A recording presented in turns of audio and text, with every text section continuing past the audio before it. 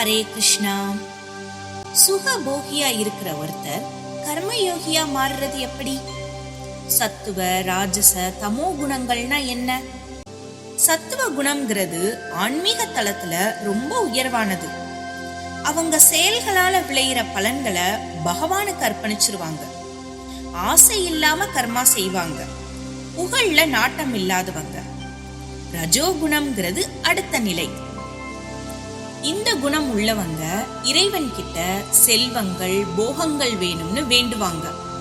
புகழ்ல ஆசை உள்ளவங்க, செயலோட பலன்ல விருப்பம் உள்ளவங்களா இருப்பாங்க. தமோ குணம்ங்கிறது கடைசி நிலை குணம். இந்த குணம் இருக்கிறவங்க சோம்பல், மயக்கம், மற்றவங்களுக்கு கெடுதல் செய்யற எண்ணம், மற்றவங்களை எதிர்பார்த்து இருக்கும் தன்மை கொண்டவங்க. பகவான் அர்ஜுனன் கிட்ட தமோ ரஜோ குணங்களை கடந்து சத்துவ குணத்தோட கர்மா செய், சத்துவ குணத்தையும் கடந்து போன்னு சொல்றார். இப்படி முக்குணங்களையும் கடந்து நீ கர்மா செய், அப்போ உனக்கு செய்ய வேண்டிய கர்மாங்கிறது இருக்காது. அப்படி நீ கர்மா செஞ்சா நீ ஆத்மாவையே தரிசிக்கலாம்னு சொல்றார்.